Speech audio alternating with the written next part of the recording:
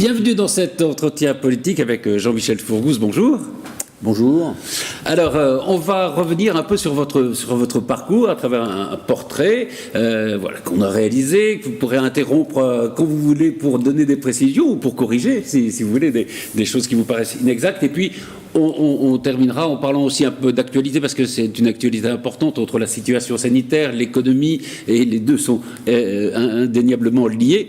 On va commencer, si vous voulez bien, par ce portrait qui s'appelle « La politique autrement ».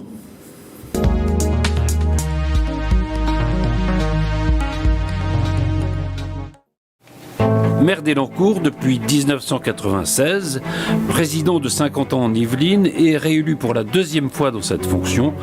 Il a aussi été député de la 11e circonscription des Yvelines. La première fois, c'était en 1993. Près de 30 ans de vie politique, donc avec pas mal de succès et quelques revers. Mais qu'est-ce qui fait courir Jean-Michel Fourgousse? Quelles sont les raisons profondes de son engagement politique et les convictions qui fondent son action? C'est ce que nous allons tenter de comprendre ensemble. Tout commence à la fin des années 80, né à Montreuil, dans un milieu modeste. Jean-Michel Fourgousse arrête ses études à 16 ans.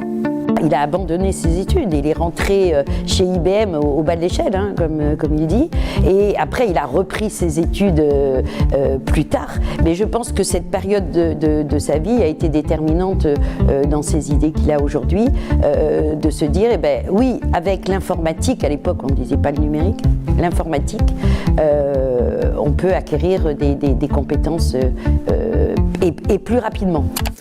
J'interromps une seconde. Alors, cette question d'études que vous abandonnez, il y avait des matières dans lesquelles vous étiez doué, d'autres un peu moins, mais au fond, c'est quoi? C'est l'enseignement qui vous a déçu?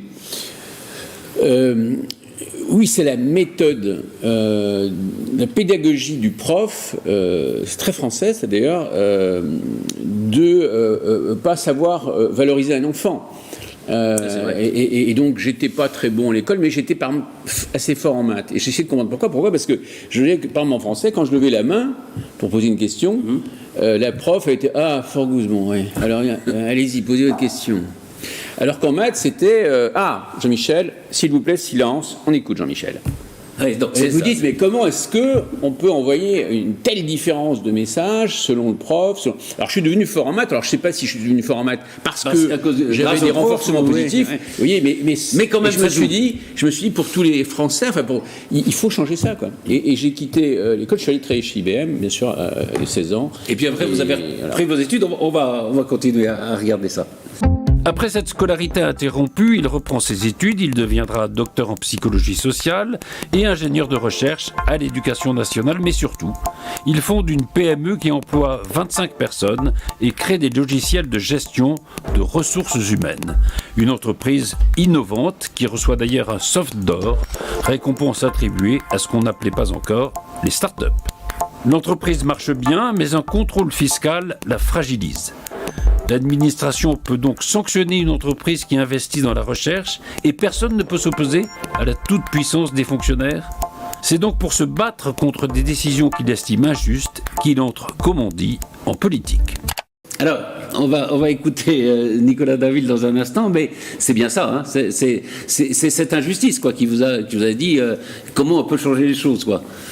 Oui, mais surtout le fait de voir que l'État dit la recherche, j'avais 25 personnes, bon, la moitié c'était des chercheurs, vous ne pouvez pas déduire, comme le crédit d'impôt recherche le permettait, la partie numérique. La partie numérique, ça n'a rien à voir avec la recherche. C'est le premier des multiplicateurs d'intelligence d'innovation au monde.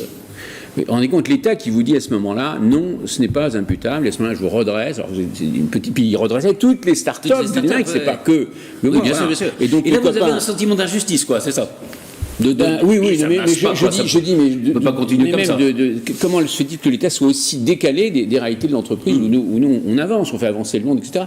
Et tous mes copains qui sont aussi bien sûr embêtés comme ça, ils me disent que comme on a parlé de moi parce que j'ai eu le soft d'or national, etc. Oui. Bon, alors ils me disent, écoute, puisque tu as fait beaucoup de médias, vas-y, bon, et présente-toi comme député.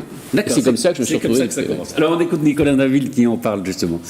Jean-Michel Fourgousse, il s'est engagé en politique parce que c'est un chef d'entreprise qui qui a vécu de manière très concrète, je dirais, les affres d'une administration qui parfois est plus punitive que facilitatrice pour les chefs d'entreprise. Il s'engage donc et il mène le combat. Nous sommes en 1993, ce sera bientôt l'heure de la deuxième cohabitation. La droite va triompher, le PS s'effondrer, et comme Jacques Chirac, échaudé par l'expérience de 1986, ne veut plus entendre parler de Matignon, François Mitterrand va nommer Édouard Balladur Premier ministre. Mais si la droite est favorite dans certaines circonscriptions, elle est aussi divisée. Cela dit, comme en France tout marche par deux, la gauche aussi étale ses désaccords. Le casting de cette élection est impressionnant. À gauche, Guy Malandin, député sortant, représente le Parti socialiste. Harlem Désir, qui deviendra le premier secrétaire de ce même parti, porte pour l'heure les couleurs de Génération Écologie. Nicolas About, maire de Montigny, qui a été député de la 8e circonscription et qui deviendra par la suite sénateur puis membre du CSA, est candidat dissident UDF. À droite, c'est Jeannine Caillé, conseillère municipale de Trappes, membre du Parti républicain, qui obtient lors de ce premier tour l'investiture de l'UPF, c'est-à-dire de la majorité UDF-RPR. Et dans cette élection, personne ne voit venir ce candidat encore inconnu et nouveau en politique qui s'appelle Jean-Michel Fourgousse et qui, pendant sa campagne, parle essentiellement d'entreprise et d'emploi. Pourtant, au premier tour, énorme surprise. Avec moins de 200 voix d'avance sur Jeannine Caillé, il est le mieux placé des candidats de la droite. La campagne, cependant, a été rude et les morceaux ne seront pas faciles à recoller. Sur son bulletin de vote, il avait fait apparaître en très gros RPR-UDF, ce qui était un moyen de laisser imaginer aux électeurs qu'il était lui-même le candidat de l'UPF. Mon communiqué est clair, à titre personnel, je ne voterai pas pour M. Fourgousse, mais je ne voterai pas non plus pour M. Malandin. Jean-Michel Fourgousse reconnaît d'ailleurs que le combat n'a pas été de tout repos. C'est vrai que ça a été un petit peu quelquefois conflictuel, mais bon, les électeurs ont tranché. C'est ça la règle démocratique, c'est pas uniquement les partis qui font les élections. On reconnaît le personnage, plein de courage, avec beaucoup de volonté, de détermination, et puis un peu, j'ai envie de dire, avec du pif. C'est-à-dire qu'il avait senti que cette circonscription pouvait en faire quelque chose. Et donc il est parti tout seul. Et comme il est arrivé au premier tour, je crois qu'il a fait un très bon score au premier tour en 1993, bien évidemment, il a eu une investiture entre les deux tours. L'UPF lui apporte donc son soutien entre les deux tours et c'est Jacques Toubon qui viendra faire campagne avec lui. Le résultat sera des plus serrés, 50,97% Fourgousse, 49,03% Malandin, soit 616 voix d'écart. Le député sortant semble faire contre mauvaise fortune bon cœur. La politique, c'est comme ça, hein. Ce sont des victoires et des défaites. Il ne faut jamais attendre en politique le remerciement de ce qu'on a fait pour ses concitoyens. Dans l'immédiat, je vais chercher du travail. Lors de cette législative, pour quelques 40 voix, la ville d'Elancourt est passée à droite. C'est sans doute ce qui va convaincre Jean-Michel Fourgousse de se présenter 2 ans plus tard contre le maire socialiste Alain Danet. Dans un premier temps, celui-ci remporte les élections, mais le scrutin est annulé et les deux hommes se retrouvent à nouveau face à face au début de l'année 1996. Et cette fois, c'est Jean-Michel Fourgousse qui, avec 123 voix d'avance, remporte le combat. Évidemment, la courte victoire laissera quelques traces au point que le nouveau maire propose une commission municipale ouverte à l'opposition. Moi, je voudrais vous remercier, en tout cas tous, parce que c'est vrai, ça a été très difficile. Et je voulais aussi vous dire que, bon, M. Danet a fait effectivement un petit rappel sur une campagne difficile. Je voudrais simplement vous dire que moi, je propose, en tout cas, qu'il y ait toute transparence, un peu, sur différentes informations qui étaient évoquées, dans une commission d'enquête municipale qui sera ouverte à l'opposition, pour que tout le monde puisse s'exprimer et bien clarifier les différentes informations qu'il y a eu dans cette campagne. Alors, juste une petite question. Quand vous êtes présenté aux législatives, pourquoi vous avez choisi d'abord cette circonscription et est-ce que vous aviez le sentiment que vous pouviez gagner ? D'abord, vous savez, moi j'avais des certitudes, j'avais des convictions cimentées dans l'épreuve de l'expérience et de cet échec que m'avait fait vivre un peu l'administration. Ça vous donne, et ce sentiment d'injustice, ça vous donne une force extraordinaire. Mais vous aviez regardé politiquement comment ça pouvait se passer. Alors les Parce qu'il y avait- circonscriptions, vous n'aviez pas d'investiture au premier tour. Hein. Alors en fait, c'est un peu ambigu cette histoire, mais c'est un peu compliqué. En fait, on me l'avait donné la première investiture, ensuite on me l'a enlevé parce que il y avait un autre dirigeant qui voulait les 2 investitures. Il m'a dit il n'a aucune chance, Forgus, on lui enlève. Bon, bref. Mais comme quoi, bon. Oui. Mais je dirais, c'était parce que cette circonscription, il y avait beaucoup de PME. Moi, je venais de la PME. Ouais, d'accord. Ma femme aussi avait aussi une PMI. Vous voyez, on était vraiment complètement imprégné de cette culture qui fait donner le meilleur de soi aux hommes dans les petites entreprises. Les rapports sont très directs. Vous voyez les réalités, c'est pas du blabla. Et ça, je sentais que cette circonscription ressemblait à ce qu'on était. Oui. Donc c'est pour ça que vous l'avez choisi. Et puis après, il va y avoir la mairie d'Elancourt. On continue à regarder. 2 combats difficiles donc, mais finalement 2 succès que le temps, en tout cas pour la mairie d'Elancourt, va pérenniser. Le scrutin qui va arriver après va nous permettre de nous représenter et surtout d'être élus dès le premier tour. Donc, ce qui veut dire que les Elancourtois ont été séduits quand même par notre méthode, par la méthode aussi de Jean-Michel Forgus. Comment expliquer d'ailleurs cette sorte de fidélité de ces électeurs élancourtois ? Je pense que la première des vertus de Jean-Michel Forgus, qui explique l'ensemble de ses réélections depuis effectivement sa toute première élection, acquise, j'allais dire, dans la douleur, c'est sa capacité de savoir s'entourer. 2 aspects chez lui importants. D'abord, c'est un visionnaire, c'est-à-dire que c'est plus un homme de grand dossier, mais de perspective. Il a été le premier, par exemple, à voir tout l'intérêt du digital dans l'enseignement. Il a été le premier à voir tout l'intérêt de reconstruire un commissariat. Et on voit bien aujourd'hui dans l'actualité ce que représente l'importance pour les forces de l'ordre d'avoir un commissariat digne de ce nom, de couvrir un territoire. C'est un homme de couverture plus généraliste et de vision, j'allais dire nationale, voire internationale. Je prendrai le cas de l'impôt recherche. Et en même temps, ce qui explique que localement il ait toujours été réélu, c'est que c'est un homme qui sait s'entourer d'hommes et de femmes de terrain. Ce sont les équipes qui sont avec lui qu'il a su bâtir, renouveler, changer, mettre aux affaires, qui lui assurent effectivement cette réélection. Et d'ailleurs, je dirais, dans une ville qui est plutôt, j'allais dire, de tentation plutôt de gauche, il est réélu alors que c'est un homme de droite. On voit bien là que c'est la gestion du terrain qui lui permet cette réélection brillante au premier tour à chaque fois. Le succès ne sera pas le même aux élections législatives. On se souvient de la dissolution décidée par Jacques Chirac en 1997, ce qui fera dire aux mauvaises langues qu'il vient d'inventer le septennat de 2 ans. La vague rose qui va amener Lionel Jospin à Matignon est cette fois trop forte.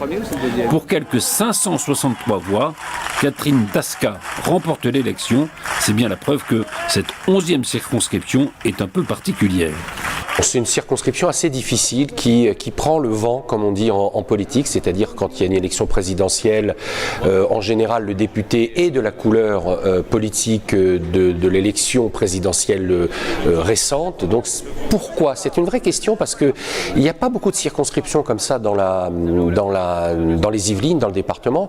Je pense moi plutôt c'est sa sociologie, c'est-à-dire que c'est une sociologie très coupée en 2, avec d'un côté une partie plutôt, on va dire Versailles-Grand Parc et une partie plutôt Ville-Nouvelle. Et donc il y a un très très très fort équilibre, il y a une très bonne balance qui s'effectue. Alors cette balance, elle peut pencher d'un côté, elle peut pencher de l'autre. Le balancier continuera. 2002, réélection de Jacques Chirac et victoire de Jean-Michel Forgus. 2007, victoire de Nicolas Sarkozy et réélection de Jean-Michel Forgus. 2012, élection de François Hollande et dans la 11e circonscription de Benoît Hamon. 2017, l'élection d'Emmanuel Macron s'accompagne d'un raz-de-marée des candidats d'En Marche dont bénéficie Nadia Hay. Celle-ci, devenue ministre de la Ville, devra toutefois abandonner son siège et lors d'une élection partielle, c'est Philippe Benessaya, candidat du PR, qui l'emportera. Juste un mot sur cette... C'est vrai, c'est une circonscription assez particulière dans les Yvelines. Hein. Il y a des circonscriptions qui sont... Alors, il y a eu le raz-de-marée macroniste en 2017, qui est un peu particulier, mais sinon, il y a des circonscriptions qui sont plutôt à droite, etc. Enfin, celle-là, elle balance en fonction de la tendance politique nationale. Hein. Systématiquement. Ouais, c'est étonnant quand même. Hein. Enfin, c'est étonnant. Vous avez donc, ça ne dépend pas de votre bilan. Non, ça dépend absolument pas. Ça dépend du côté mais cela dit, c'était une circonscription très difficile. C'est pour ça que on m'a pas trop embêté. C'est pour ça qu'on m'a pas trop embêté, parce que je me suis présenté plus ou moins. Enfin, j'avais pas vraiment l'investiture. Bon, et on m'a quand même entre guillemets laissé aussi avancer parce que ils pensaient qu'il y avait aucune chance d'abord au moment de 93 de la gagner. Voilà. Elle n'avait jamais été voilà. Telle qu'elle était à l'époque, elle n'avait pas été gagnée. Oui. On continue. Voilà pour les combats politiques, les élections, les campagnes. Intéressant d'ailleurs de savoir comment cet homme qui se méfie du superficiel, qui préfère parler et convaincre plutôt que de serrer des mains, fait campagne. Ce qui est terrible avec Jean-Michel Fourgousse, c'est que nous faisons beaucoup de porte-à-porte. Et d'ailleurs, c'est la meilleure des écoles, je veux dire, de commerce pratiquement. C'est une élection municipale à Elancourt. Nous allons voir 100% des habitants chez eux en période électorale. Et lorsque l'on fait ces campagnes avec Jean-Michel Fourgousse, on voit toute l'appétence qu'il a dans ces opérations de porte-à-porte. Tant et si bien que quand on se fixe un objectif de voir 30 Elancourtois, quand on arrive à en faire 2 avec lui, c'est le bout du monde. Étant donné qu'il a tendance à rester pendant 1 heure et quart à discuter avec les gens, à leur apporter la contradiction, au contraire à les rassurer. Du coup, on fait moins de portes. Vous voyez, il a ce côté passionnel du discours et du dialogue avec les autres, qui du coup montre son appétence pour les campagnes électorales. Et je dirais qu'il adore il adore également ce combat rhétorique. Bien souvent, il va aller chercher notre opposition dans le conseil municipal, mais pour pouvoir essayer de les persuader. En fait, il ne renonce jamais à persuader, y compris ses plus farouches opposants. Il aurait peut-être d'ailleurs pu tenter de reconquérir ce siège de député. Aujourd'hui, le mandat unique l'empêchera peut-être de se représenter, bien que quelque part il en a envie, mais il fait un travail tellement extraordinaire dans l'agglomération de Saint-Quentin en Yvelines qu'il est déjà très pris par ce mandat. Je pense que Jean-Michel Fourgousse a pris aujourd'hui la juste mesure du rôle de ce qu'est un président d'une communauté d'agglomération comme Saint-Quentin en Yvelines, de tout ce qu'il y a à faire, du côté passionnant. Il a fait un grand nombre de mandats, un nombre important de mandats en tant que député. Il a également pu prendre, bien entendu, la tendance et se rendre compte concrètement de ce qu'on pouvait faire en tant que député. Pour moi, il est passé à autre chose. Il est passé d'une phase où on va proposer des lois, on va modifier ces lois, on va les amender. Ce sont des lois très généralistes. Je pense qu'il a fait son temps sur ce sujet-là et qu'il a voulu revenir à des choses beaucoup plus concrètes. Et j'allais dire que, et je suis désolé pour mes amis députés, ça leur plaira pas forcément, un président de PCI, de communauté d'agglomération, de métropole, aujourd'hui de communauté de communes, a plus probablement de pouvoir, pour le coup, à faire concrètement sur le terrain, à anticiper, à agir, qu'un député qu'il va bien souvent lever la main avec ses 200 autres collègues pour adopter un amendement qu'il aura écrit ou qu'il aura porté, mais qui sera noyé un peu dans une masse. Je voudrais revenir là sur cette... Olivier Dassault dit peut-être qu'il aurait bien aimé devenir député. Laurent Mazery dit non. Finalement, c'est peut-être plus concret ce que vous pouvez faire sur un territoire qu'à l'Assemblée. Il faut absolument que je redevienne député parce que j'étais à côté de lui. On a fait un groupe ensemble de 150 députés. Aujourd'hui, on était à 100 quand j'étais président. Après, donc, il faut être député pour être président. Donc, c'est lui qui est devenu président. Et il m'a tout de suite nommé directeur général. Il est très, très réglo d'ailleurs. J'aime beaucoup ce gars qui est d'ailleurs mais sur le fond, qui est devenu le parrain de ma fille. C'est vrai quand on est député, alors même si on va revenir sur des choses que vous avez fait, dont l'amendement Fourgousse, etc. Oui, mais il a joué un rôle important. On va en parler. Mais c'est vrai qu'on est un parmi d'autres. Quand on est président d'une agglomération de Saint-Quentin, maire d'une ville, on voit peut-être plus directement le fruit de son action, non ? Non, mais quand président d'une agglomération comme Saint-Quentin en Yvelines, honnêtement, il faut le dire, c'est un petit joyau. Ça n'a rien à voir. Exécutif. Ça n'a rien à voir avec être député dans l'opposition. Déjà, les députés on leur donne plus la parole. Il n'y a que 2% des lois qui sont faites sur l'inspiration des députés. Donc, voilà. Ici, vous allez avoir une équipe qui tient la route, une cohérence, des très belles entreprises, un bon état d'esprit. Et la preuve, moi, j'ai même donné des postes de vice-président à tout le monde. Donc, j'ai élargi gauche, droite, centre. Et ça fonctionne. Voilà, vous avez plus de... je vais dire, c'est un mot un peu compliqué, mais enfin, vous êtes après tout docteur en psychologie. Vous êtes plus heureux... Rien à voir. J'ai été 3 fois député. Je voulais aujourd'hui être député. Vous avez une buvette sympa pour aller boire un coup avec les copains. Et puis, les restaurants du 8e étage. Et puis, des voyages en classe affaires pour faire le tour du monde. Bon, moi, franchement, c'est bon. C'est pas votre truc. C'est pas mon truc. Par contre, faire réussir des entreprises, créer des emplois d'avenir, de stratégie numérique, ça c'est vraiment l'avenir de la France. C'est le plus grand le numérique, c'est le plus grand des multiplicateurs d'innovation, d'intelligence, de croissance. Dieu sait si on a besoin de croissance pour rembourser les dettes, pour redonner ce pays toute la vigueur qu'il n'aurait jamais dû perdre. Mais voilà, donc moi, ici, je suis très heureux. Oui. Alors justement, on va parler du fond de votre engagement. Peut-être en effet cette passion du concret s'exprime-t-elle plus directement à la tête d'une mairie ou d'une agglomération que dans une majorité parlementaire. Et cependant, avec Génération Entreprise, association de parlementaires créée avec Olivier Dassault et Hervé Novelli, association qui dépasse les clivages politiques, il est parvenu à convaincre des députés, jusqu'alors sceptiques, de s'intéresser au monde des entrepreneurs. Il a créé effectivement avec Olivier Dassault et Hervé Novelli à l'époque ce groupe de députés issus du monde de l'entreprise qui sont très minoritaires à l'Assemblée nationale, qui est un monde dont les députés représentaient en tout cas à l'époque davantage le monde administratif. Et il a créé ce groupe-là pour essayer de changer les choses, de changer concrètement les lois. Génération Entreprise, c'est une force d'intervention, c'est aussi une passerelle tout simplement entre le monde politique et le monde économique, ou entre le monde économique et le monde politique. Parmi les textes portés par Génération Entreprise, il y en a un qui est presque devenu un nom commun puisqu'on dit qu'on peut fourgousser son assurance vie, et c'est l'amendement Fourgousse. C'est vrai que l'amendement que nous avons co-signé, et ce qui nous fait toujours sourire avec Jean-Michel, parce qu'il porte le nom du premier signataire. Donc très gentiment il le présente comme l'amendement Fourgousse Dassault, c'est l'amendement Fourgousse. Et donc ça a été très important pour revitaliser le tissu industriel. Précision sur les chiffres.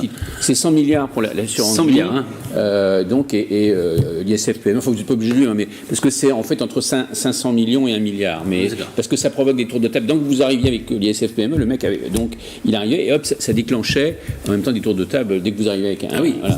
Mais bon, mais déjà l'important c'est surtout l'assurance vie. La Fédération des assurances vous dit bien plus de 100 milliards. On doit être à 110, mais plus de 100 milliards. C'est le moment qui reste. C'est le plus gros. Fourgousse maintenant d'origine parlementaire. Et d'origine parlementaire, pour une fois, truc, parce que il y a eu du sang sur les murs pour faire passer ça. Vraiment, ça a été. C'est une révolution. Oui, mais les types spéculateurs des finances n'y croyaient pas, étaient contre. Ils disaient de quoi il va ruiner le budget français. Enfin, il va prendre l'argent de l'épargne, mais c'est nous, à Bercy, inspecteurs des finances, qui gérons l'épargne, parce qu'ils garantissent la dette, comme ça ils peuvent endetter le pays, ils utilisent la garantie de l'épargne des Français. Donc je dis non, l'épargne des Français, il y a une partie qui doit aller renforcer le capital de nos entreprises. Les entreprises françaises sont 2 à 4 fois moins capitalisées que leurs concurrents anglais, allemands, américains. Donc c'était ça, et on a réussi. Mais et vous avez réussi malgré Bercy. Il faut s'imposer, quoi, parce qu'à Bercy, parce qu'il y a une administration très forte, avec des gens très diplômés, des inspecteurs des finances, etc., mais qui tiennent au fond Bercy. Si on ne s'impose pas, et d'ailleurs tous ceux qui ont été ministres de l'économie le disent, s'ils n'arrivent pas à s'imposer très vite, après c'est fichu, quoi. Mais le poids de l'administration a joué, parce que j'étais tout seul, moi je suis c'est évident. Et puis le groupe parlementaire, oui, c'est ça. Tout ça a fait qu'on ne serait jamais passé. On serait jamais passé. Oui, il fait 150 députés. C'est beaucoup. On écoute Nicolas David qui donne des précisions, justement. L'ISF-PME, pour que l'argent des riches, comme on dit, finance les petites entreprises. Et puis, le crédit impôt recherche. Le crédit impôt recherche, on s'est battu avec Jean-Michel Fourgousse depuis 1995. Avant même, Génération Entreprise existait déjà en 1995. Et à l'époque, nous étions 3, nous étions avec Hervé Novelli. Et lorsque nous l'avons recréé en 2002, après la défaite de 1997, lorsque nous sommes revenus au Parlement, nous nous sommes battus pour élargir l'assiette de ce crédit impôt recherche et surtout le faire perdurer au-delà des majorités. Et là, c'est quelque chose qui a été formidablement encouragé et il nous a fallu 12 ans de bataille sur ce sujet et c'est en 2008 que Nicolas Sarkozy lui donne sa véritable dimension qui a perduré sous François Hollande et également sous Emmanuel Macron. Alors, une précision sur ce que dit Olivier Dassault, qui parle de Nicolas Sarkozy. À l'époque, la ministre de la Recherche, c'est Valérie Pécresse, c'est ça? Oui. De l'université de la recherche, hein. Oui. Je vous prendrai un exemple. Louis Schweitzer, ancien patron de Renault, disait le crédit impôt recherche, c'est la meilleure mesure politique qui a été prise dans les 15 dernières années. Et il faut le rappeler, certes, Génération Entreprise, Dassault, Forgus, voilà, mais c'est Pécresse, ministre de la Recherche, qui nous autorise vraiment à faire passer et qui fait passer la transformation, multiplie par 10 le crédit impôt recherche pour les entreprises qui ont beaucoup de chercheurs, et ça baisse l'équivalent des charges patronales. Et ça vous remet au même niveau que les autres pays. Et là, on redevient compétitif. L'intelligence, on a protégé l'intelligence française, les brevets. C'est une mesure. Oui, parce que la recherche est essentielle. Enfin, mais c'est grâce quand même à Pécresse. À Pécresse, il faut bien vous le rappeler. Pécresse, d'accord. Ouais. Ok. Autre cheval de bataille de Jean-Michel Forgousse, le numérique. À l'époque, Anne Capiou, qui deviendra ensuite adjointe au maire d'Elancourt et conseillère départementale, spécialiste de l'éducation, dirigeait l'association des parents d'élèves. Il m'a demandé si j'étais d'accord pour diriger une association qu'il a montée à l'époque, qui s'appelait Initiative Terrain, et qui avait pour objet de développer justement le numérique dans les apprentissages scolaires. On a travaillé avec un laboratoire de Lyon qui a développé un logiciel qui s'appelait Mémosaure et qui développait les différentes facettes de la mémoire. Donc auditive, visuelle, etc. Donc on est parti au départ sur ce projet-là, où on a équipé une école qui était l'école des Petits Prés à Elancourt, dans un quartier un petit peu compliqué à l'époque, et on a équipé une salle avec 25 ordinateurs. À l'époque, je m'en souviens, c'était Noël avant l'heure, parce qu'on a mis vraiment beaucoup de matériel, et on a fait travailler différents groupes sur ce logiciel. On a fait un certain nombre d'auditions pour essayer de voir comment ces nouveaux outils pédagogiques pouvaient améliorer le plaisir d'apprendre, le plaisir d'enseigner et augmenter les résultats scolaires de tous nos enfants. Il faut peut-être préciser ceci, que ce qui nous paraît aujourd'hui aller de soi était dans les années 90 assez novateur. À l'époque, Jean-Michel Forgousse, quand il parle du numérique à l'école, tout le monde le prend pour un uluberlu. C'est effectivement, ça décoiffe, c'est vraiment une innovation dont on a très très peu entendu parler, et il va prendre ce thème à bras-le-corps. Je crois qu'à l'époque, une enseignante lui avait dit voilà, il faudra me passer sur le corps pour mettre en place ces outils numériques dans mon établissement, moi vivant jamais. Et au final, tout le monde a suivi, mais c'est vrai qu'il a été un vrai précurseur. Il s'en est saisi avec un esprit d'innovation pour que tous les acteurs de l'éducation se rendent compte de l'importance du numérique, mais de l'innovation à l'école de manière générale. Et aujourd'hui, je dirais, l'idée était considérée comme farfelue, puis innovante, et puis maintenant c'est une idée très répandue et dont beaucoup de villes de France s'en emparent avec beaucoup de réussite.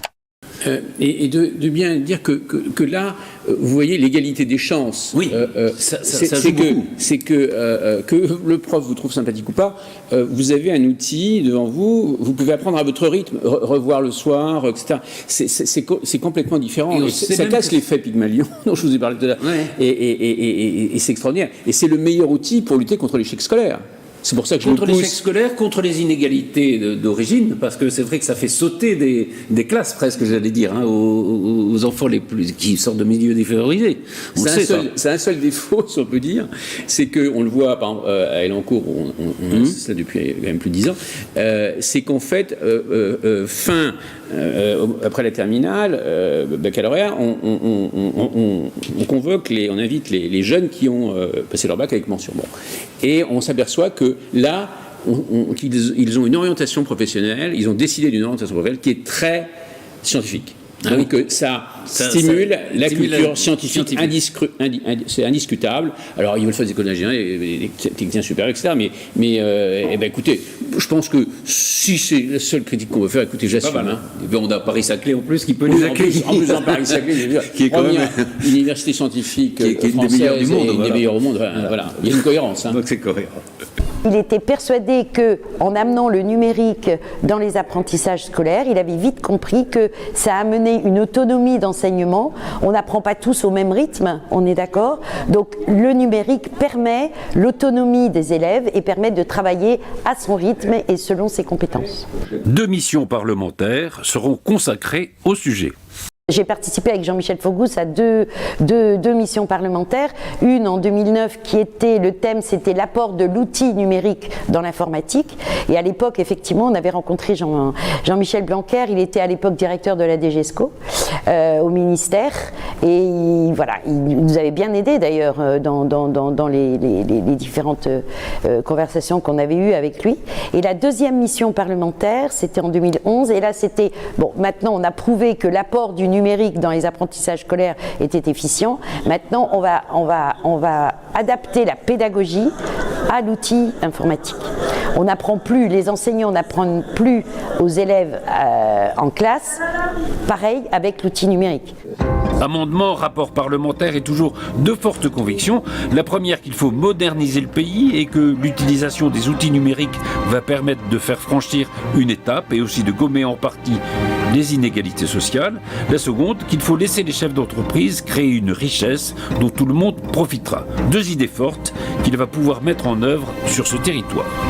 C'était pas quelqu'un hors sol qui parlait de grandes idées nationales. Il a toujours essayé de mettre en pratique au local et notamment à Elancourt puis à l'échelle de Saint-Quentin-en-Yvelines les grandes idées qu'il défendait. C'était le cas avec le numérique. Certes, il y avait la mission parlementaire au niveau national, mais il y avait, je dirais, à Elancourt le laboratoire d'innovation réel. Et c'est pareil au niveau économique. Il défendait des grandes idées sur l'entreprise, sur l'entrepreneuriat, sur l'innovation, mais il a pu les mettre en pratique en tant que vice-président de Saint-Quentin-en-Yvelines au développement économique et ensuite de président de Saint-Quentin-en-Yvelines avec la création du Ski Cube pour avoir ce guichet unique pour nos entrepreneurs, avec la soirée des entrepreneurs pour essayer tous les ans de promouvoir je dirais les bonnes idées à mettre en pratique pour nos entrepreneurs, de renforcer le sentiment d'appartenance pour nos chefs d'entreprise sur le territoire de Saint-Quentin-en-Yvelines. Et puis là, on l'a vu aussi sur les écoles du numérique, l'ouverture des écoles de formation au numérique pour des profils qui ne sont pas forcément diplômés, qui sont parfois en décrochage, parfois issus de nos quartiers, et pour qu'ils puissent avoir une formation sur des métiers qui sont très recruteurs. Et donc c'est effectivement moi ce que j'ai beaucoup apprécié chez l'homme, Jean-Michel Forgousse, c'est qu'il y a les idées, il y a le combat qu'il mène de manière très très pugnace, mais il y a aussi la réalisation, le concret. Tentons de dresser un bilan.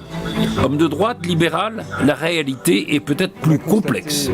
Ce n'est pas un ultra-libéral, c'est un homme qui pense que les idéaux libéraux peuvent aider la République, l'État, et que le service public peut aussi aider l'entreprise, le privé. Et donc c'est cette alchimie-là qu'il essaye depuis des années de produire dans notre pays. C'est un libéral, c'est un homme de droite, c'est un homme qui est à la fois libéral, mais néanmoins qui est plutôt de droite sociale. J'allais dire que c'est un homme qui est assez complet. Et si je voulais le titiller un peu, je dirais même que, on l'a vu sur, par exemple, l'édition culturelle, on pourrait dire que ça peut même être un homme de gauche. D'ailleurs, la gouvernance qu'il pratique est à 100 lieues des affrontements des premières campagnes, puisque sur les 15 vice-présidents de Saint-Quentin-en-Yvelines, 4 appartiennent à l'opposition. À Saint-Quentin-en-Yvelines, Jean-Michel Forgousse s'est révélé comme, j'allais dire, pratiquement un homme du centre, mais au bon sens du terme, capable de composer avec tous, de donner, il a été quasiment le premier à le faire, des vice-présidences à ses oppositions, de travailler au quotidien avec elles. Donc c'est un très bon exemple. Alors là, je voudrais qu'on revienne là-dessus, parce que c'est vrai que à un moment, vous avez pu avoir une image un peu pas tellement consensuelle, et au fond, quand vous êtes président de Saint-Quentin, vous avez fait venir, voilà, il y a quatre vice-présidents qui sont des élus de l'opposition qui travaillent avec vous. Vous savez, moi je viens de l'entreprise, je suis plus un entreprise qu'un homme politique d'ailleurs. En entreprise, vous dites ce qui est bien, ce qui est mal, ce qui est vrai, ce qui est faux. Il y a beaucoup moins de jeux qu'on peut trouver avec une dialectique très politicienne franco-française. Enfin, je me retrouve pas là-dessus. C'est pour ça que comme je suis un peu direct, je dis il est un peu bon. Mais voilà, par exemple, il y a 12 communes, toutes les communes de gauche et de droite sont représentées. Voilà, et c'est la première fois qu'ils ont des vice-présidences, tout le monde est du vice-président. vice-présidence, c'est pas n'importe quoi. Voilà, moi je joue le jeu, mais parce que je pense que c'est quand vous faites confiance aux gens. À mes 3 enfants, j'en ai 3, je leur fais confiance. Alors, de temps en temps, il faut un peu guicher le tir, hein, et c'est pour ça qu'on dit, je ne sais pas ce que la droite, la gauche, mais c'est vrai que j'ai l'impression que la droite fait confiance, d'abord, fait confiance à l'entreprise, que c'est le lieu où un homme qui a une idée rencontre un homme qui a de l'argent, un homme qui va faire un réseau commercial. Vous voyez, c'est comme ça que vous créez et vous trouvez des meilleures solutions que celles qui existent pour la vie des gens, pour améliorer la vie des gens. Et c'est vrai que c'est un laboratoire extraordinaire pour développer l'intelligence humaine, son sens des responsabilités. Donc voilà, je ne sais pas si c'est ça être libéral, mais il faut donner une liberté minimum, parce qu'un enfant, il faut fixer des règles. Mais il y a des règles, moi, je suis très là-dessus, et qu'on soit de gauche, de droite, du centre, je m'en fous. Il y a discuté, voilà. Voilà. On continue. Faire de la politique pour convaincre, donc. Convaincre de l'importance de convertir notre pays à la révolution numérique et de faciliter la vie des entrepreneurs parce que ce sont eux qui créent la richesse. Et faire de la politique autrement qu'en adoptant des textes préparés par de jeunes fonctionnaires sortis tout frais de l'ENA, mais qui n'ont aucune expérience du terrain. Il consacrera d'ailleurs à cette mainmise de la haute administration sur la politique un livre virulent écrit avec Grégoire Bourgeois. Jean-Michel Forgouze plaide d'ailleurs avec d'autres, et qui sont de plus en plus nombreux, pour la suppression de cette école. Il renacle un peu comme moi sur cette formation unique qu'est l'ENA pour les fonctionnaires. Et il a raison, je pense que l'École nationale d'administration n'est plus adaptée aux enjeux d'aujourd'hui. Faire de la politique autrement, c'est aussi s'entourer de personnalités très diverses et mettre le pied à l'étrier à la nouvelle génération. C'est quelqu'un qui décloisonne, qui n'est pas dans une logique de hiérarchie ou de verticalité, il est beaucoup plus horizontal. Il implique beaucoup ses équipes dans ses rendez-vous, dans ses projets. Il s'entoure de gens très très différents, quelles que soient parfois même leurs idées politiques ou leurs origines. Il aime avoir une équipe de gens différents. Moi, il me disait toujours, le meilleur talent, c'est de trouver les talents. Exemple de l'actuel député de la 11e circonscription qui fut le directeur de la communication de la ville d'Elancourt. J'ai été sollicité dans un premier temps par la ville d'Elancourt pour travailler, collaborer sur des sujets de communication, voilà, comme un client si vous voulez à l'origine. Et puis ça c'est au fil de nos conversations avec Jean-Michel Forgouze, je me souviens le premier rendez-vous qu'on a eu, c'était à la buvette de l'Assemblée nationale, un soir, il devait être entre 2 séances, je sais de quoi je parle, on va souvent à la buvette entre deux séances, et il m'a dit, voilà, si je pouvais éventuellement aller plus loin qu'une simple collaboration entre clients et agences. Et j'ai accepté. J'ai accepté parce qu'à l'époque, Elancourt était dans une dynamique numérique, une dynamique vraiment politique, intéressante, etc. J'ai accepté. Pour conclure, laissons la parole à 2 personnalités incontournables et de ce territoire et de la politique française. D'abord, la présidente de la région Île-de-France, Valérie Pécresse. Il porte des fabuleux projets pour l'avenir, le projet de la colline d'Elancourt qui va devenir la colline du vélo en Île-de-France et en France. Ce sont des magnifiques projets et je ne vous parle pas évidemment de toute l'éducation numérique que nous déployons, lui dans les collèges et les écoles et moi dans les lycées de la Casquie et des Yvelines. Ensuite, Gérard Larcher, président du Sénat. Je le connais bien. D'abord, c'est un homme qui pense que l'économie, c'est quelque chose d'essentiel et qu'on ne bâtit rien sans une économie qui tient debout. Il n'a pas tort. Vous ne luttez pas contre la pauvreté, vous ne luttez pas contre le chômage. Vous n'avez pas des progrès dans la société sans une économie qui soit soutenue. C'est un homme qui croit aussi dans les vertus de la science, moi aussi. Et en ces temps où nous voyons que nous avons besoin de la science pour nous sortir de la pandémie et de maladies, je crois que ça fait partie de ses valeurs. C'est un homme en plus extrêmement présent sur le terrain, extrêmement enraciné dans sa ville d'Elancourt. Au fond, c'est un maire, c'est aussi un homme qui a une vision nationale, notamment au plan économique, mais aussi très attentif à son territoire. Alors il est plutôt d'une pièce parfois, mais ça fait partie de ses qualités. Et moi je l'ai toujours soutenu, on ne se ressemble pas tout à fait, c'est vrai, mais je dois dire que c'est une chance là aussi pour ce territoire, la communauté d'agglomération de Saint-Quentin, qu'il puisse faire partie, comme chef d'équipe, de toute cette équipe de la communauté d'agglomération de Saint-Quentin. Alors, on ne se ressemble pas, dit Gérard Larcher. C'est vrai qu'il est peut-être plus politique comme on l'entend généralement que vous, mais au fond, voilà, il reconnaît que l'action que vous avez menée pour les entreprises, pour le numérique notamment, c'est important et que vous la menez aussi sur ce territoire. Je suis moins rond que lui, sans jeu de mots. Mais sénateurs, ils sont quand même beaucoup plus politiques. Moi, je suis beaucoup plus direct, presque sujet vers complément. Dans l'entreprise, dans la PME, ça m'a beaucoup marqué. Les PME, on se parle directement, on ne se raconte pas de blabla. Voilà, c'est pour ça que quelquefois, ça casse un peu par rapport à la classe politique traditionnelle. Oui, ça, vous ne faites pas les ronds de jambes. Et sur la science, c'est important parce que moi j'aime la science, j'aime l'entreprise, mais j'aime la science. Que j'ai passé un doctorat, ça vous donne une formation scientifique, une méthodologie, Mais même, regardez, même cette histoire de vaccin, ou d'antivirus.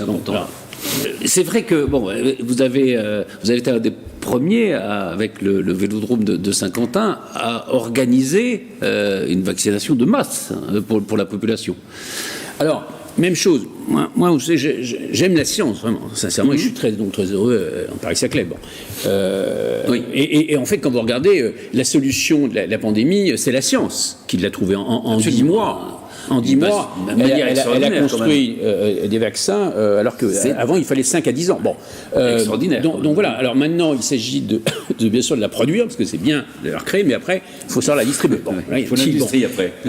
Ensuite, et là où vous voyez une nouvelle fois, Saint-Quentin vient en innovation et montre bien cette culture, et tous les élus suivent, cette culture d'anticiper. Le vaccin, il est là. Il tarde un peu, enfin il arrive. Il arrive. La prochaine étape, c'est quoi? C'est un peu ce qu'on va proposer à Saint-Quentin, dans quelques semaines peut-être. Les vaccins, certes, dans les meilleures conditions, mais en plus, ça va être un vaccin plus. Parce que nous, on va en fait vous accompagner, on va faire un peu une étude d'impact. Je reproche souvent aux députés ou à l'État français de faire des lois et de ne pas mesurer l'impact après. Dans une entreprise, vous avez le service après-vente, entre guillemets, vous vous souciez que votre client, il ait bien le produit. Eh bien, moi, c'est ça qui m'intéresse. Parce que le vrai débat, ça ne va plus être le vaccin. Ça va être l'immunité. Si vous avez une immunité qui dure que 3 mois, ou que 6 mois, ou que 12 mois, on a besoin de le savoir. Et on a besoin de savoir quelle variable. Pourquoi vous, devant le même vaccin, pourquoi vous auriez plus d'immunité que moi, ou le contraire, peu importe.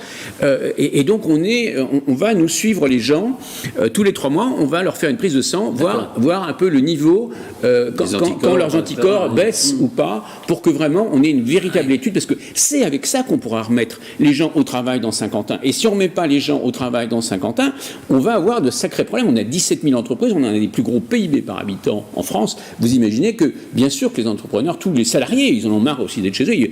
Donc, c'est pas seulement le vaccin, c'est un vaccin dont on contrôle l'efficacité. C'est ça qu'on va avoir de plus à Saint-Quentin. Donc, très pratiquement, on va se faire vacciner et tous les 3 mois, on pourra aller faire une prise de sang au Vélodrome, par exemple. Ce sera au Vélodrome ou dans le cabinet médical. On est en train de le cadrer. Pour être sûr qu'on a les anticorps, donc on ne risque pas d'attraper le virus, donc on peut aller travailler, qu'on peut vivre à peu près normalement. Vous êtes favorable au passeport vaccinal, par exemple? De toute façon, si on va dans ce sens-là, attendez, moi, je n'ai pas encore reçu l'accord du gouvernement là-dessus. Je l'ai pour les vaccins. Maintenant, la deuxième procédure qu'on veut rajouter, on a quand même besoin d'avoir l'accord du ministère de la Santé. Bon, voilà. Pourquoi il ne le donnerait pas? Vous savez, on ne sait jamais, cela dit. L'État, bon, voilà. Et donc, ça c'est vraiment se soucier de garantir, quelque chose de vrai sur votre immunité, parce que si le type pense qu'il est immunisé et puis il va contaminer tout le monde. Voilà. Donc ça, alors bien sûr que le passeport, peu importe le terme. Oui, parce que j'ai vu que dans ce pays, on a attention aux mots.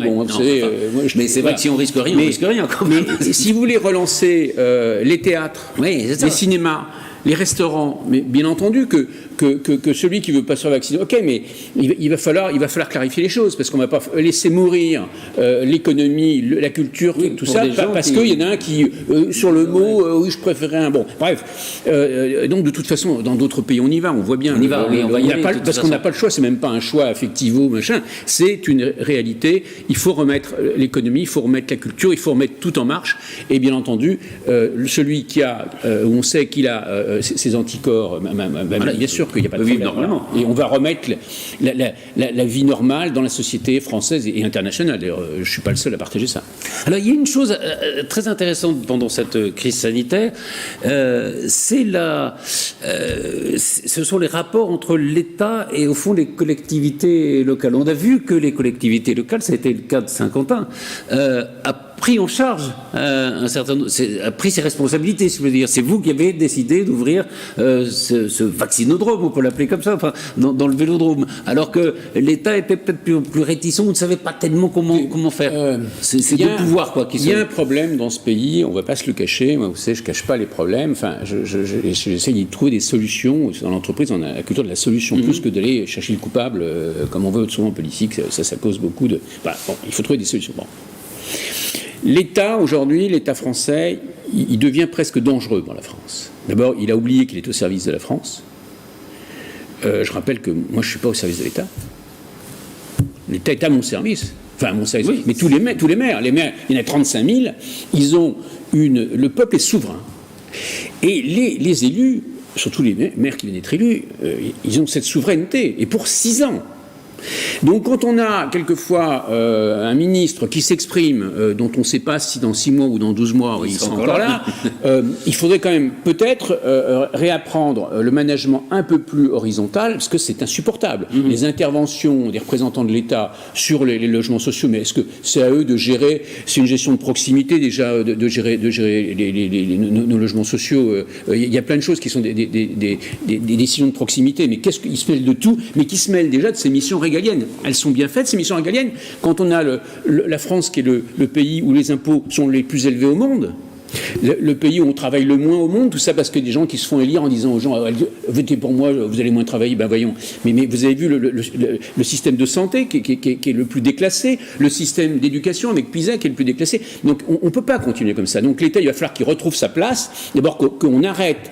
Moi, je ne veux plus voir en dehors des missions régaliennes, voir des représentants de l'État qui interviennent comme ça sur les maires. Je peux vous dire, on va casser il faut arrêter ça, parce que sinon le système va se casser entre les élus qui ont une forte légitimité, et c'est même dans les sondages les élus préférés des Français, parce qu'ils voient la réalité, eux. C'est pas parce qu'ils ils sont sur le terrain, alors que les autres qui sont dans leur fantasme, dans leur jeu intellectuel, dans Sciences Po, l'ENA, je veux dire, bon, qu'on arrête. Je suis passé aussi par cette école, enfin, Sciences Po, hein, bon, mais pas l'ENA, bien sûr, bon. Donc voilà, il faut redonner, c'est la compétence qui est important, et la compétence, ça n'existe pas sans expérience. Donc, tous ces gens qui confondent un statut au niveau de l'État, qu'on leur aurait donné d'ailleurs, quelle est la légitimité de tout ça, il n'y a que la compétence. Il faut que l'État prouve sa valeur ajoutée maintenant. C'est ça. Ouais. Mais il fait des études d'impact, et dans les cabinets ministériels, on veut 50% de gens qui viennent dans l'entreprise. On veut 50% des gens qui nous ressemblent, qui viennent de la production de richesse, de la production de solutions. Arrêtons ces jeux de dialectique, de posture, de statut, de stratégie de pouvoir personnel. Ça, il faut arrêter ça, parce que ce pays va être exposé sinon à une vraie révolution. Donc, il faut réconcilier le terrain, c'est-à-dire les maires, avec l'État français, parce que sinon ça va se passer. Que l'État ne leur mette pas des bâtons dans les roues. Non, et que l'État soit accompagnateur et non pas facilitateur, sauf pour la police, sauf pour la justice. Mais c'est les fonctions régaliennes. Voilà. Mais le reste, c'est aux maires de décider. C'est pas un État qui est complètement déconnecté des réalités. Et vous voyez, j'en ai cité quelques-uns, mais j'ai toute une liste. Hein. Bon, donc voilà, on aime bien tout le monde, il faut se réconcilier, mais il faut que l'État se réconcilie avec le monde de l'entreprise, qu'il ne représente pas, et c'est quand même les entreprises qui apportent les solutions, et la richesse, et les collectivités locales et territoriales, qui, eux, sont dans la réalité.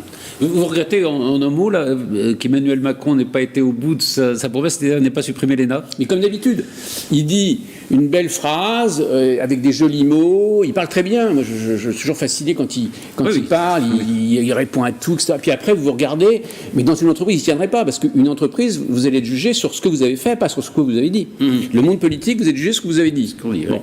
Et là, c'est pour ça que si vous ne réconciliez pas, mais il s'engage surtout, mais effectivement, moi j'ai osé, et ça ne m'a pas fait que des amitiés de toutes parts, hein. J'ai même des cousins, etc. Bon, bref.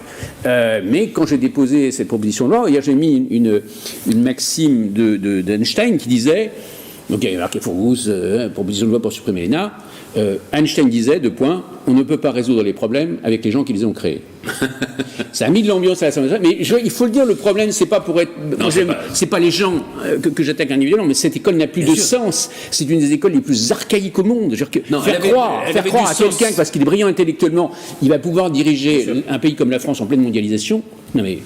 Elle avait du sens sans doute en 1945 quand il fallait reconstruire l'État, etc. Voilà. Elle en a beaucoup moins aujourd'hui. Un mot pour terminer sur la situation économique de Saint-Quentin avec cette crise sanitaire. Évidemment, ça pose des problèmes pour les entreprises. Est-ce que vous sentez quand même que là, il y a un regain et que les choses pourraient redevenir dans l'ordre, si je peux dire, dans les mois qui viennent? Moi, c'est pour ça qu'à 50 ans, on se mobilise avec tous les maires pour qu'on puisse redémarrer cette super belle machine. C'est une pépite, 50 ans en Yvelines, en termes d'entreprise. Mais quand on voit se dégrader, mais il faut remettre le plus vite possible les gens qui sont volontaires, en plus, au travail, pour reproduire de la richesse, pour garantir votre retraite, parce que 50% des recettes d'une entreprise sont redonnées à l'État en social et en fiscal. Donc il faut bien vous dire que c'est urgent. Parce que sinon, déjà votre retraite, elle n'est pas dans un bel état. Je vous le rappelle, mon cher auditeur. Voilà, donc il faut, et puis la santé, si vous voulez avoir plus d'hôpitaux, plus de lits, bien sûr, de réanimation, regardez pourquoi l'Allemagne est meilleure que nous sur les lits hospitalisants, parce qu'ils ont plus d'argent. Donc il faut produire de la richesse pour redistribuer pour un système de santé et d'éducation opérationnelle. Et ils savent mieux faire collaborer le public et le privé aussi, peut-être. Ah bah oui, alors cette espèce de guerre larvée entre le public et le privé, il faut arrêter ça, mais ça coûte les 6 millions de chômeurs, ils sont là. C'est-à-dire le fait que ces deux mondes se méprisent et se comprennent pas, c'est pour ça que je dis il faut 50% dans les cabinets, et même les 600 chefs d'administration, directeurs d'administration, on veut 50% de gens qui viennent de l'entreprise, qui ont déjà réformé quelque chose. Comment voulez-vous réformer l'État si vous laissez des gens qui n'ont jamais réformer quoi que ce soit, et quelque part ils sont formés à gérer la situation en État, mais ils n'ont pas cette culture, alors qu'il n'y a pas un directeur dans une entreprise qui n'a pas réformé un service, c'est pas possible, le monde va tellement. Donc il faut mélanger ces cultures, faire une mixité culturelle là, pour un peu au niveau de l'État, et là effectivement ce pays retrouvera une position dans le monde qu'il n'aurait jamais dû perdre. Comment la communauté de Saint-Quentin, évidemment, il y a des aides de l'État pour les entreprises. Comment vous aidez, vous, les entreprises, à passer ce cap difficile ? Écoutez, on a un service de développement économique à Saint-Quentin avec des talents qui le dirigent aussi avec moi. Et je peux vous dire, on est partout, sur les petites entreprises, sur les commerces, mais les grandes entreprises. Vous savez, quand vous voulez des Renault, le tour de table, c'est plusieurs milliards. Donc là, on peut plus. Il y a l'État. Là, l'État doit jouer. Et il joue d'ailleurs, honnêtement. Il joue bien. Ouais. Pour les finances, autant je peux être critique, mais honnêtement, bien sûr, ça augmente la dette, c'est vrai, mais ça coûte moins cher de soutenir que de lâcher et après de reconstruire. Bon, de toute façon, donc il faut le faire. Des catastrophes sociales, etc. Donc là-dessus, le jeu fonctionne vraiment entre l'État, la région qui joue aussi un rôle très important, et puis nous en développement économique. Voilà. Mais ça fonctionne, mais je vous dis pas qu'on va tout résoudre. Il y a un tiers des boîtes qui sortent très bien. Il y a un tiers des boîtes qui souffrent, mais qui vont passer entre les gouttes, mais qui souffrent, qui perdent de l'emploi, etc. Et vous avez un tiers des boîtes qui sont vraiment en danger. Donc, vous voyez, on doit gérer ça. Ça va être un moment difficile, il ne faut pas se cacher. On est devant une crise mondiale économique qui va quand même avoir des conséquences. Ouais. C'est vrai que tu utilises porter la politique autrement. Je trouve que ça vous va bien, non ? Oui, mais moi, je suis pour réconcilier le monde économique Mais le monde économique et social, je suis docteur en psychologie sociale, vous le dites tout à l'heure, mais je suis né à Montreuil, mais bon, je connais le social, mais le social, ça n'existe pas sans l'économique. Et d'ailleurs, l'économique, il n'est pas non plus au service de l'économique, il est au service du social, vous voyez. Mais donc ça, il faut réconcilier ces deux blocs avec l'État, et l'État est au service des Français. Tout individu qui l'oublierait, à mon avis, sera amené à ce qu'il ait une vie de plus en plus difficile, que les choses soient claires, et surtout peut nous mettre dans une impasse. Donc voilà, je vous le rappelle, c'est important, le peuple est souverain, et même s'il a ses excès de temps en temps, ses maladresses, comme tout le monde, la classe politique aussi, hein, bon, il faut réconcilier, et ce qu'on attend en France, c'est la réconciliation, et surtout que l'État sache se remettre à sa place. Il en est sorti, il faut qu'il retrouve sa place. Merci beaucoup.